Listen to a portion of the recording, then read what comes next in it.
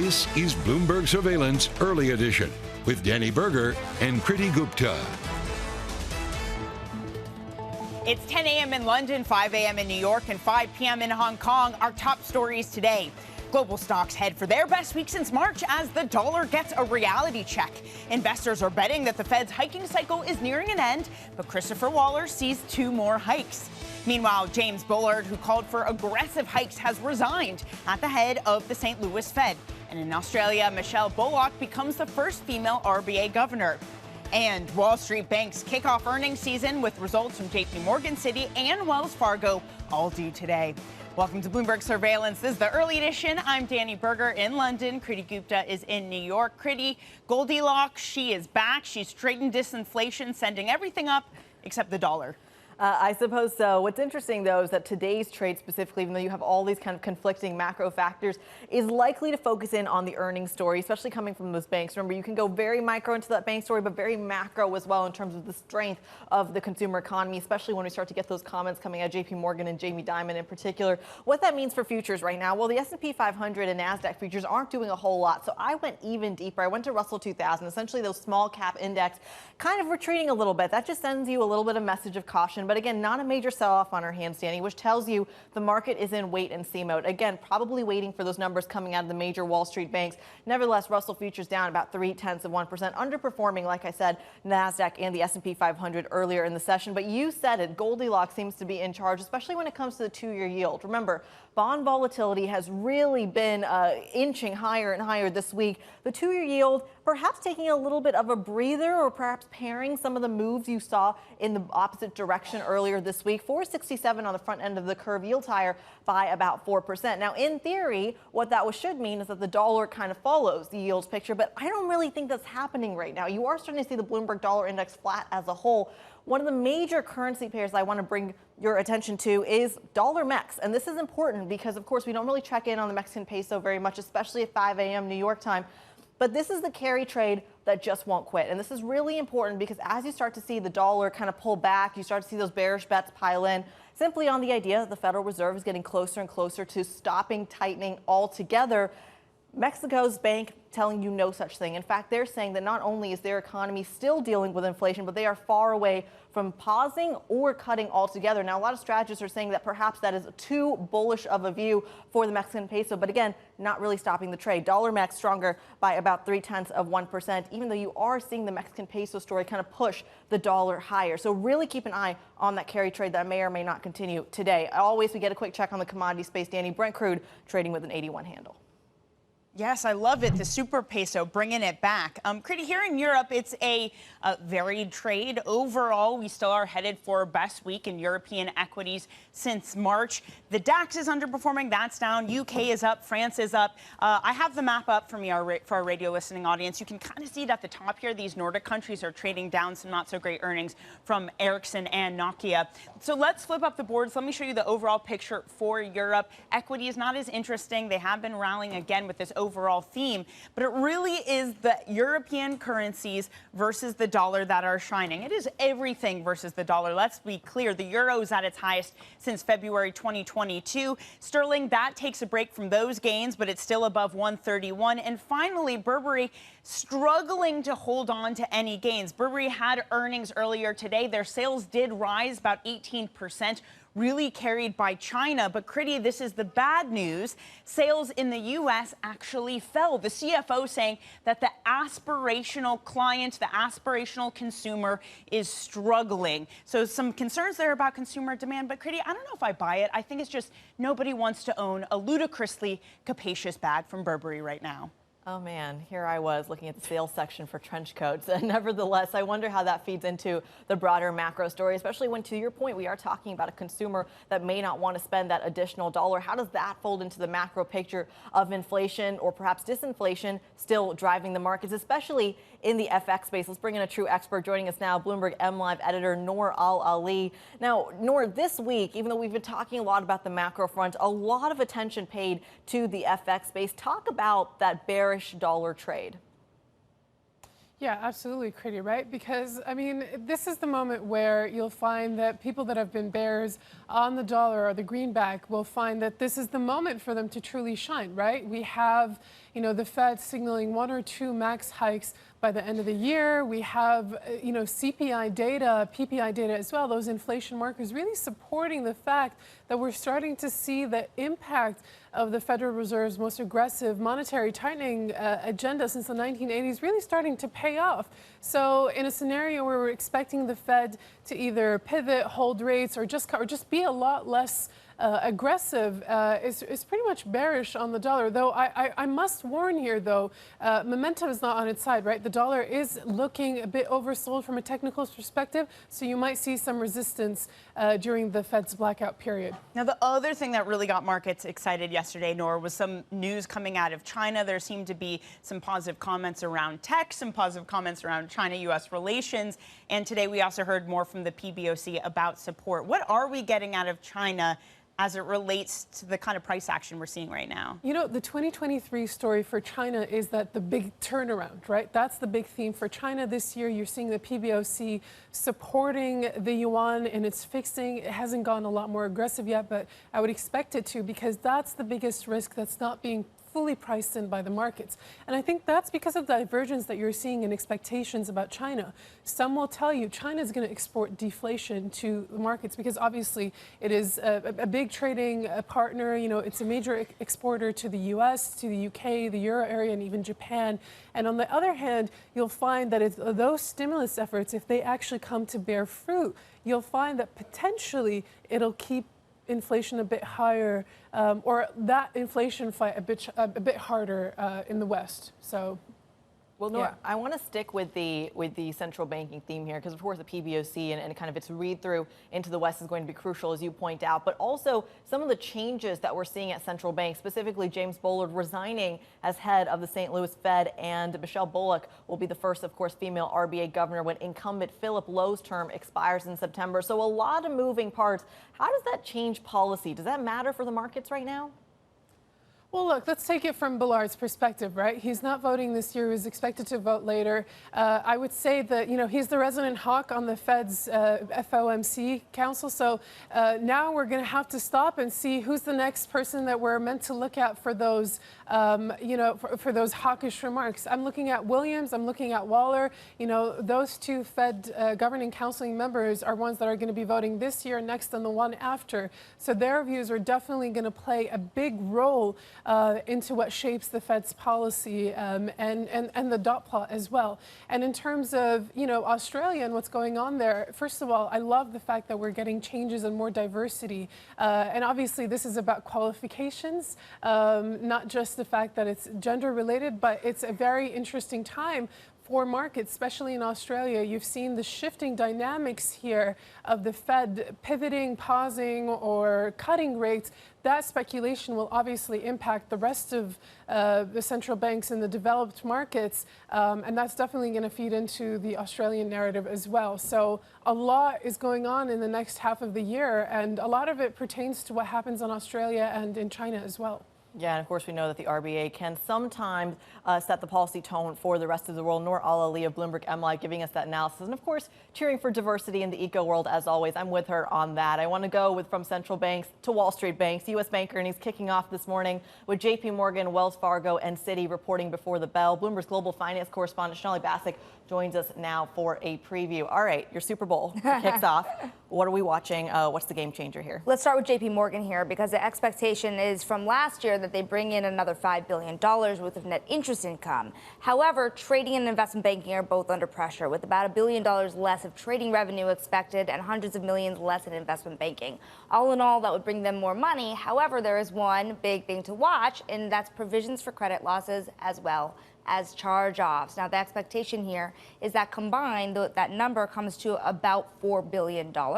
Do they go more conservatively than that? Credit quality here is what Wall Street is watching for, and that will be the read-through across the banking system, because of course JP Morgan is the behemoth in the room. But even Kriti, with JP Morgan, estimates on Wall Street have been all over the place. Citigroup downgrading them to neutral because of worries about that credit quality. Wolf upgrading them because of benefits with their strength, and they're very conservative reserving here. Wells Fargo and Citigroup also today. Credit quality is what we're watching, as well as increased costs. tied to interest expense, severance costs, and otherwise. Shonali, it's also the first earnings season we're going to get that has kind of all of the fallout from SVB after it. What difference is that going to make, not just the fallout, but now that JP Morgan is an even bigger behemoth? Well, there are some follow-on ripple effects. We're watching credit quality itself, but we're also watching where lending has either tightened or where the banks are jumping in. We've seen JP Morgan, for example, try to take on some of that business. How beneficial is that to them? We saw them get more deposits in the wake of the initial flight that we saw from the banks.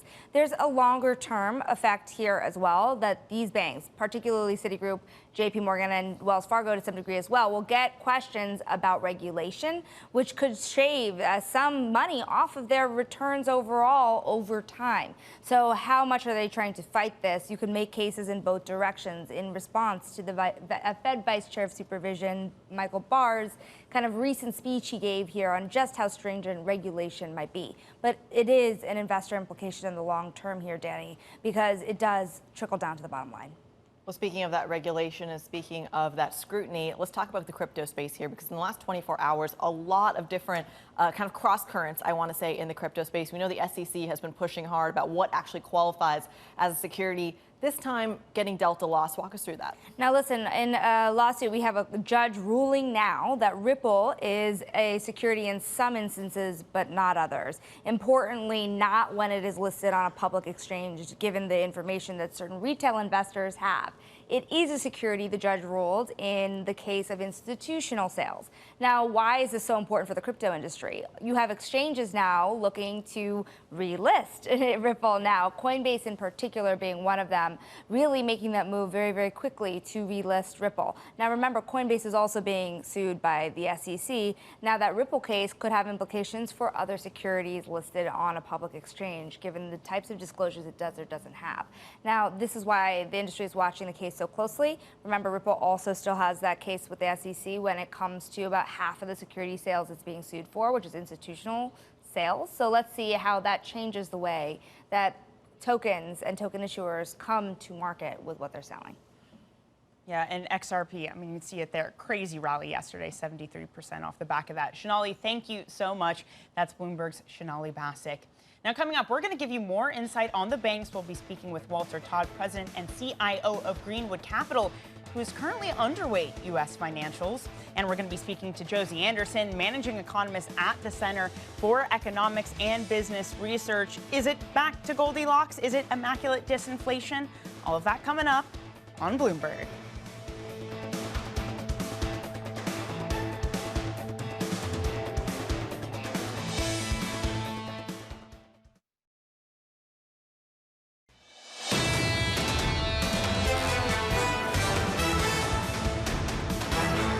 This is Bloomberg Surveillance Early Edition. I'm Kriti Gupta in New York with Dani Burger in London. Now to one of my favorite stories. It's been a very eventful 24 hours in the Microsoft Activision deal case. The U.S. Federal Trade Commission lost its request for a California judge to temporarily block Microsoft from closing a $69 billion takeover of Activision. FTC Chair Lina Khan defended the decision to appeal that loss at a House Judiciary Committee hearing yesterday. Take a listen to what she had to say.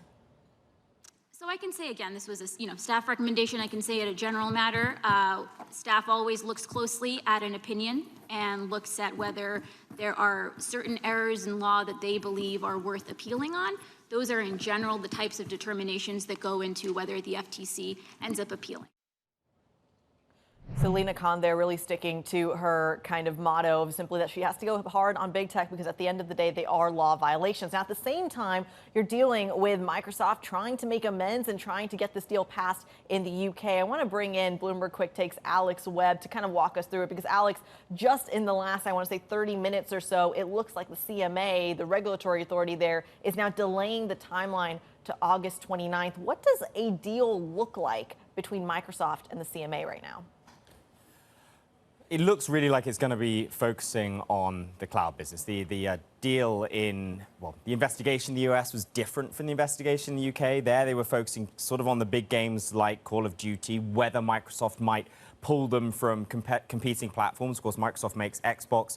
Might they take it away from PlayStation? Microsoft seemed to effectively make the case that if they pulled it from PlayStation, the deal just wouldn't make economic sense, and the courts agreed with that argument. In the UK, it's focusing on cloud gaming. Does Microsoft give itself a competitive edge in cloud gaming if it acquires this business?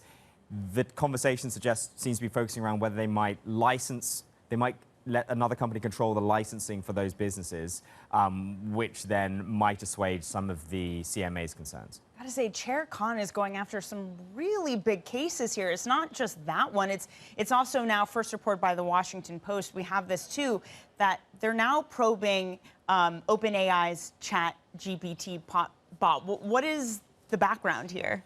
It's partly to do with where it's sort of getting all this data from. The thing that I find fascinating about the deals that they're going for is that she came in to the FTC saying, kind of, we're going to crack down on big tech, but equally we're going to change the way people think about antitrust, i.e.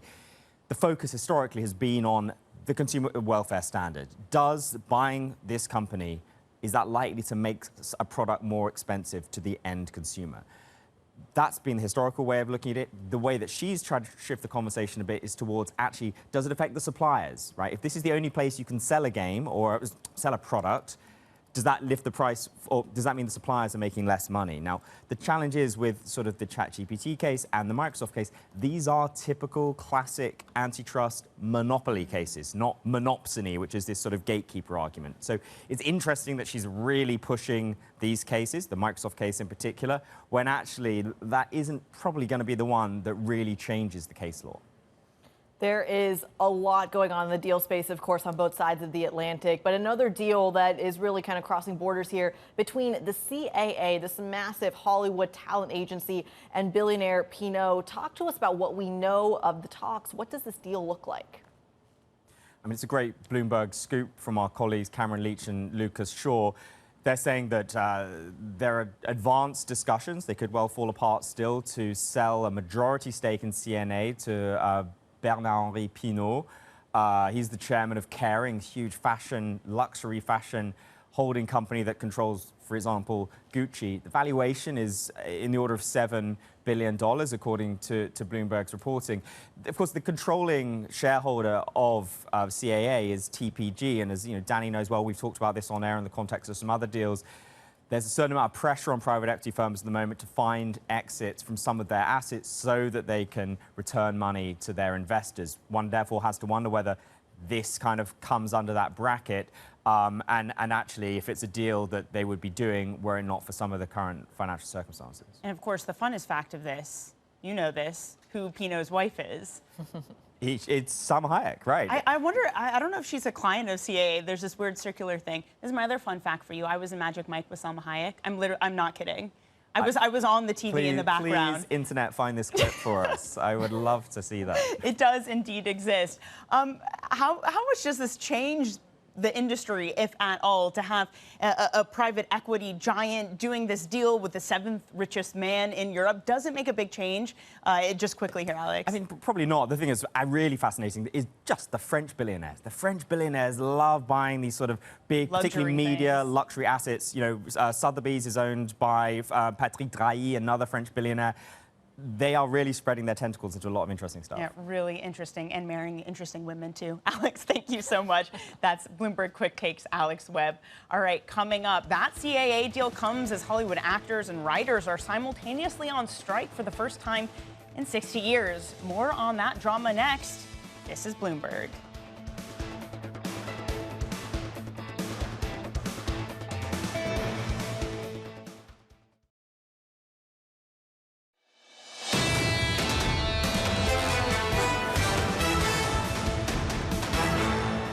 This is Bloomberg Surveillance Early Edition. I'm Dani Burger in London. Kriti Gupta is in New York.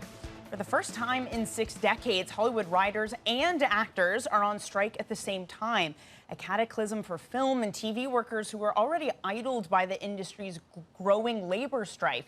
The Screen Actors Guild, which represents some 160,000 performers, announced a walkout yesterday after failing to reach a new labor agreement with Alliance of Motion Picture and Television Producers, which represents studios including Disney and Netflix. So the first time in 43 years, Kriti, that both of these groups are going on strike at the same time. Just to give everyone an idea of how long it's been since then, at that time, Marilyn Monroe was still in films, and Ronald Reagan was the head of the Actors Union. That is quite the statement. Of course, we know just in the last 24, 48 hours, we've had the likes of Emily Blunt, Matt Damon, Cillian Murphy all walk off the stage as soon as this strike actually began. Let's put some numbers on it, though, Dani, because if you look at the last writer's strike alone, this is not the actor strike. It happened in 2007. It was about 100 days long, and it cost the California economy about $2.1 billion, or in other words, about 30 million per day. What does that mean for all the sequels and all the writing that we're awaiting for the common viewer, not to mention, say, the 5% base pay that they're asking for from a lot of the actors and writers? Yeah, and it's not just Hollywood, right? It's basically everywhere. It's UPS, it's Apple. Kriti, you've been doing a fantastic job of covering that labor story. All right, coming up, we're going to be speaking with Josie Anderson, managing economist at the Center for Economics and Business Research, about this week's economic data. Maybe some labor in there, too. This is Bloomberg.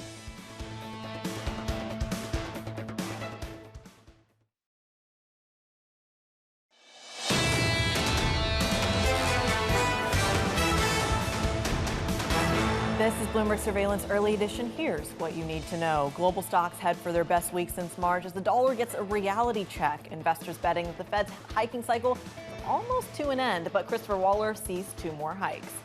Meanwhile, James Bullard, who called for aggressive hikes, has resigned as head of the St. Louis Fed. And in Australia, Michelle Bullock becoming the first female RBA governor.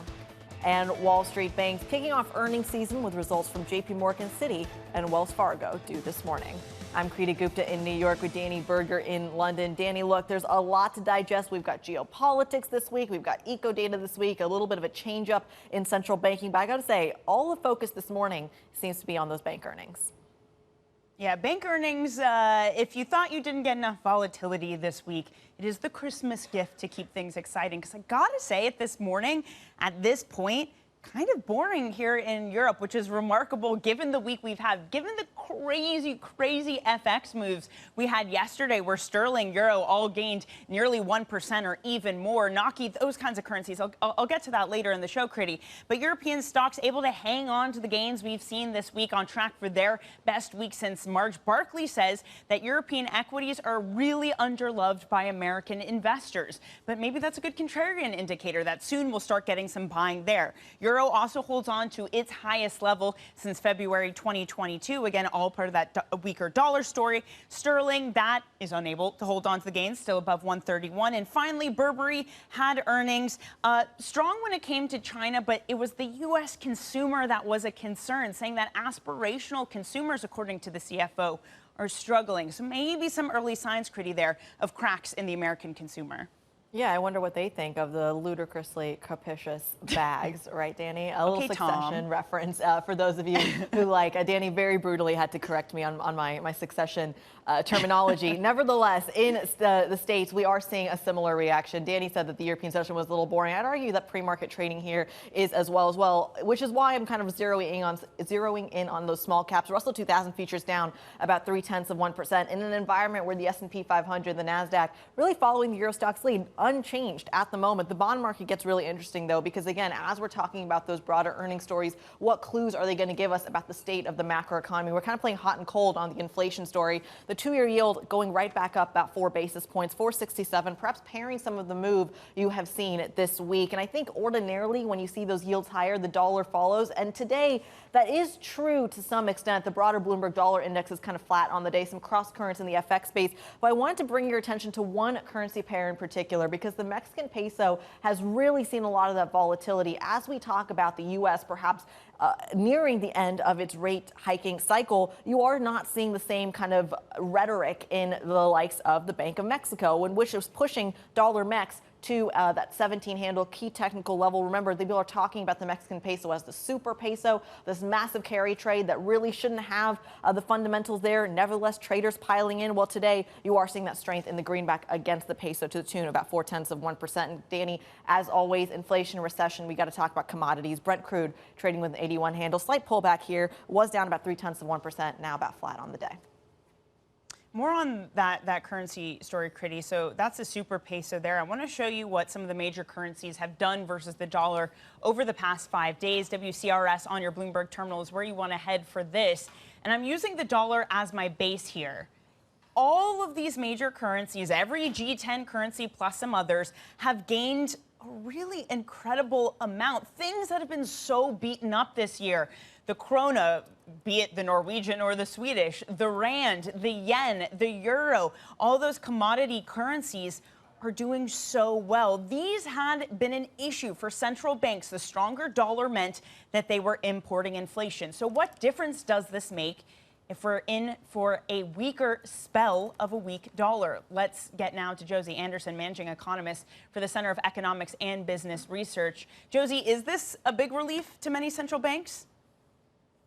I think it certainly is a relief. Obviously, it's all being driven by thoughts about what's going to happen with interest rates and inflation. So we've seen inflation come down in the latest data to 3% in the US. And also, I think key, a declining core inflation. Meanwhile, when you look at the UK, you look at the Eurozone, we're actually seeing core inflation continue to rise, even though in the Eurozone, the latest data did show a slight decline in the headline rate of inflation. But there are still concerns about inflation, and we will see many more rate rises from the Bank of England, the ECB combined. We're expecting 3 more from the Bank of England and 2 more from the ECB this year. And yet from the Fed, we might only see 1 more, possibly 2 more, 25 basis point increases before the end of the year. And if, of course, this cooling of inflation is driving kind of a lower value of the dollar, which means that other currencies have appreciated.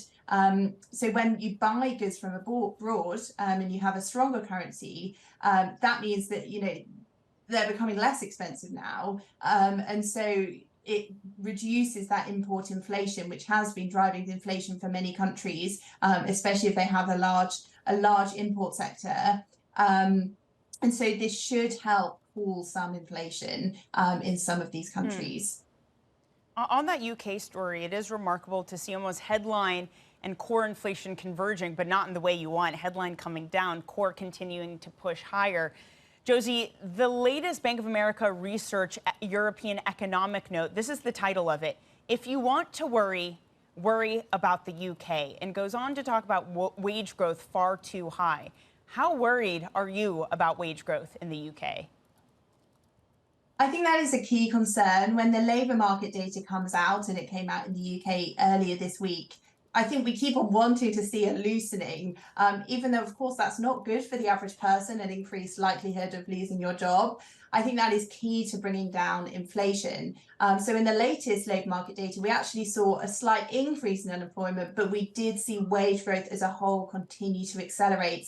And really, that is what is driving concerns about a wage price spiral and concerns about continued inflation and broad-based inflation. We are expecting inflation in the UK to come down, probably below 5% by the end of the year, but that will be driven by the more volatile elements. So the Ofgem energy price cap reduced in July, and we're expecting it to probably fall again before the end of the year. Similarly, we think food price inflation has passed its peak. But when you consider broader base, so services costs, business and professional services, that kind of inflation is more driven by wage growth. And when that's coming up, it means that could create that more broad-based inflation, which is more difficult to bring down. That being said, I mentioned that the unemployment rate increased slightly in the latest data in the 3 months to May, and maybe that's a signal of a slight loosening in the labour market. And so we will possibly see unemployment rise, and that means workers can't bargain for wage increases quite so much. And so we'll then see slower wage growth follow. But it is definitely a big concern about driving longer term inflation. And indeed, we're not expecting inflation to come down to the 2% Bank of England target, even in 2024. Well, Josie, I mean, you said it right there. You are starting to see inflation come down, but I'm wondering how much of that is really taking into account some of the other inflationary pressures that perhaps haven't shown up in the data yet. I'm talking, of course, about wages that you are seeing kind of stay sticky. We're seeing labor strikes on both sides of the Atlantic, from Silicon Valley to Detroit to Hollywood, even in Europe as well. Is that a message that perhaps the Federal Reserve and its peers around the world are missing simply because those wages haven't actually risen yet? Yeah, it's interesting. So obviously workers across the world are striking because of wages primarily. So inflation, is rising well above target rates, but their wages aren't, and they're poorer because of this, which is not good for the average consumer. They feel worse off, and that's what's possibly going to be part of driving a recession. On the other hand, that's kind of what central banks want. They don't want people to have wage increases, because that could mean that inflation becomes more persistent. At the same time, with a tight labor market on both sides of the Atlantic, it remains in the US quite tight. It could mean that workers successfully bargain for these wage increases through these strikes. We've seen news in the UK this week of, the government promising to offer wage increases to public sector workers. Public sector pay has lagged behind private sector pay for many, many months. So it's not quite as high as public sector wage growth in the UK. But, this could possibly drive up some more inflation as a result of these wage increases, especially if these strikes in the US are successful and they get a wage increase, that could be a driver of inflation. So it will concern central banks, even though I'm sure the striking workers are quite right in that they feel that, they're poorer and they deserve a wage increase. Yeah. Well, I mean, that is, of course, the argument from the worker side, but I'm curious about the argument from kind of the economic side, the argument of the studios and the corporate side. And again, I'm not vouching for either one, but I want to kind of point out that as we see inflation come down, I wonder how much negotiating power a lot of these workers still have if your kind of benchmark, which is inflation expectations, is ultimately coming down. Does that, in your view, give perhaps some of these studios or in Hollywood or some of the corporations and governments that are dealing with this a little bit more incentive to say, we're not actually going to negotiate with you? A little bit, yeah. So now 3%, we're looking at much more normal figures. And so, asking for 5 or 6%, that's above the rate of inflation. At the same time, we've seen a lot of inflation that you have to consider over the last couple of years. That has already eroded people's spending power. And to just take the current rate, I think, is not to take the big macro picture. But of course, these are businesses. They're trying to turn a profit. They're concerned about their costs. They've also experienced increased costs, not just from wages, but from raw materials, which have seen obviously a big increase in costs as a result of inflation over the last couple of years. And these businesses might not have been able to increase their prices that much, might have taken a profit hit. They've still got to turn a profit, and they'll be concerned with that.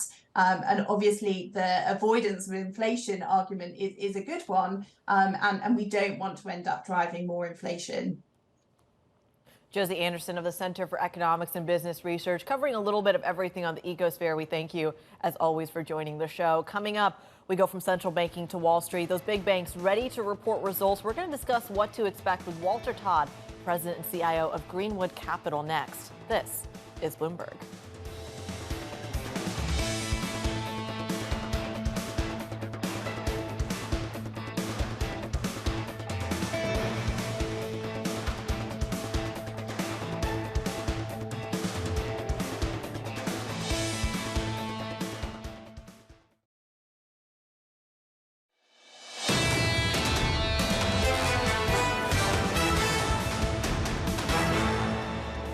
We still are below consensus for about half of the names in the large cap bank space.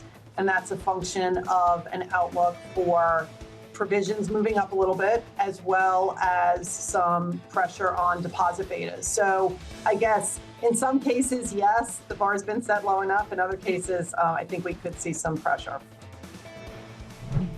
Morgan Stanley's Betsy Graseck there on her outlook for U.S. banks heading into earnings season, kicking off this morning with J.P. Morgan, Wells Fargo, and Citi all due to report in the next few hours. Joining us now, Walter Todd, President and CIO at Greenwood Capital, an active investor in some of these bank stocks. Walter, let's start there. When you're valuing some of these major companies, how do you put a number on it? What is your big tell here? Yeah, well, good morning. Thanks for having me. Yeah, it's tough with the banks. I mean, you got J.P. Morgan and then you got everybody else, right? I mean, they're kind of an industry unto themselves and they're valued as such, right? They're trading at about 2 times tangible book, about 1.7 times book. So I think book value is kind of the thing you focus on, but that is in flux right now, given the dynamics in the banking industry and some of the things that Betsy alluded to in terms of pressure on net interest margin, as well as concerns around credit quality, moving forward for the rest of this year and into 2024 as the economy likely slows. So it's tough valuation is definitely a moving target with this industry right now. In terms of kind of the loan loss provisions, the credit quality, we have Shirley Bassey, our global Wall Street correspondent, earlier joined the show, and she was talking simply about this kind of switch in trading revenue. It feels like that's really what's been driving a lot of the big bank gains. Walter, if we see a retreat in trading volume, how well received or poorly received will that be by the market? Yeah, so Goldman Sachs and Morgan Stanley have been out on the tape kind of trying to guide down analysts' estimates. And if you look at just the compare and contrast, JP Morgan's estimates are up 17% for this quarter from 3 months ago. Goldman Sachs and Morgan Stanley are down about 15% over that same time period. So again, it depends on the mix of business. I think Goldman's particularly vulnerable to exposure to that. Morgan Stanley's a little bit more diversified. But I think if you recall last quarter, we had the JP Morgan report, stock was up 8%, and then everybody else disappointed relative to JP Morgan. It could be a similar setup, although expectations for the rest of the industry are pretty low heading into this quarter. Yeah, they've dropped by 21%, the big banks' earnings expectations from analysts since last quarter. If it's dropped by that much, Walter, are we going to be able to get a scenario of what the banks want, of them to surprise to the upside and to rally, or is the bar for a positive reaction higher this time around? I think the bar for the industry as a whole is pretty low, as you alluded to. I think, again, for JP Morgan, it's quite a bit higher. So I think you could get a setup, or there is a possibility of a setup of a better than feared reporting season for the banks. So you could see a pop, definitely. I mean, this is the second worst performing sector this year, energy being the worst. But I think once you get that initial pop, I think the challenges for the banking industry are still there. They aren't going away anytime soon, with rates very elevated and deposits flowing out of the system into other areas to get a better return. So you might see a pop, but I don't know that it'll be particularly long lived in the industry as a whole. What would it take then, or is there even anything you could hear that would change your underweight on the American financial sector, Walter? Honestly, I don't think at this point. I mean, we're looking for opportunities. I mean, the valuations are very cheap, but in terms of getting to equal weight or even overweight this sector right now, I just think the macro backdrop, given where the Fed is, where rates are, I don't think this is the time that you want to be overly aggressive in this sector right now. Walter, talk to us a little bit about simply the commentary coming out of Jamie Dimon's mouth. It feels like he went from really excited about the consumer resilience, and fair in his defense was frankly right for when it comes to the U.S. economy, to warnings of an economic hurricane, to then acquiring First Republic. What could Jamie Dimon say today?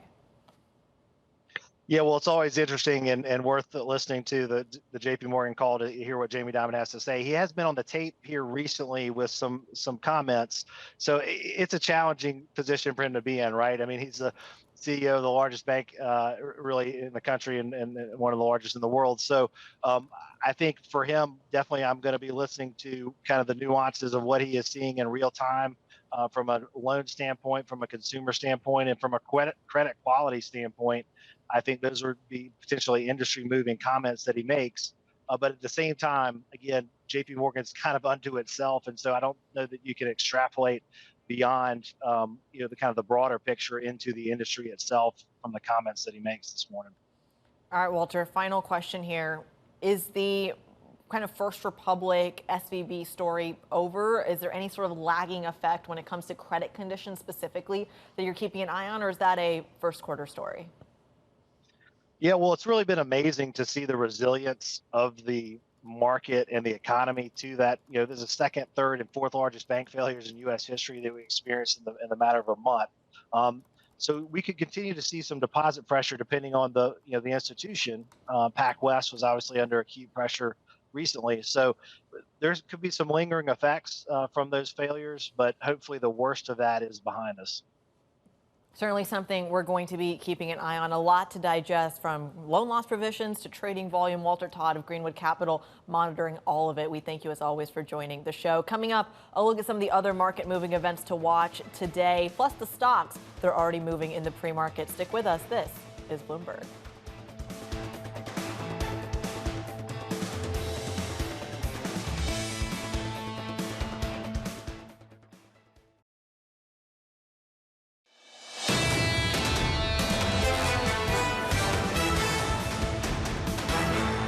This is Bloomberg Surveillance Early Edition. I'm Dani Burger in London. Kriti Gupta is in New York.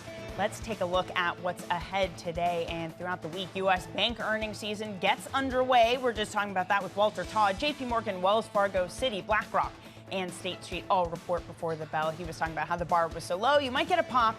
That's unlikely to last. 10 a.m. Eastern, we're going to get University of Michigan consumer sentiment data. Will that add to the disinflation expectation narrative? 11:30 a.m., India's Prime Minister Narendra Modi and French President Emmanuel Macron will hold a news conference in Paris. Kriti, that's what we're looking out for today. What you got your eye on? Yeah, definitely a lot to go on the macro front. A lot going on the micro front, though, as well. We are, of course, watching bank earnings, but there are a few other stocks to be watching, specifically when it comes to some of the drink makers. I'm talking PepsiCo, Coca-Cola, Keurig Dr. Pepper as well, which I have to admit, Dani, aren't trading as much right now off perhaps headlines that aspartame, a key ingredient in some of the sodas, is possibly carcinogenic. That is according to the WHO. They did, however, say it's safe to use at common use levels. Now, this is important. This was broken a couple of weeks ago, I think by Reuters, and it did actually move these shares. It looks like now that the official announcement has come about, a lot of these drink makers maybe don't really care. Yeah, and maybe it's because you don't really need to change them that much. Kriti, I was just looking down at the recommendation. The panel said that a person weighing 150 pounds could drink 14 cans. Let me get those numbers right. So 150 pounds, you can drink 14 cans of Diet Coke and you'd be okay. I think if you're drinking 14 cans of Diet Coke a day, you kind of have bigger problems than the aspartame in it. Yeah, I gotta say, I think that's a fair assessment. Hopefully no one will go to those lengths, but certainly something that perhaps on the corporate level you don't have to worry about just yet. Something that you do have to worry about, though, is perhaps the FTC regulation. We know, of course, that the FTC did file an appeal to that loss in court when it comes to the Microsoft Activision deal. They are now denied that appeal. Nevertheless, Microsoft shares higher by 1.3% in the pre-market. Activision, its highest level yet, $92 a share, closer to that $95 a share offer price. And Dani, I'm going to go right to United here. UNH is your ticker, the biggest member of the Dow, the 11th largest in the S&P 500. Their earnings dropping right now. It looks like they came out with a pretty strong revenue beat. Those shares popping by about 2%. So certainly something you want to watch there. When it comes to the earnings picture, it could move the entire market. That does it for Early Edition. Surveillance is ahead with Stephen Englander of Standard Chartered, Ken Leon of CFRA, and Megan Swiber of Bank of America. Tom, John, and Lisa will walk you through it. This is Bloomberg.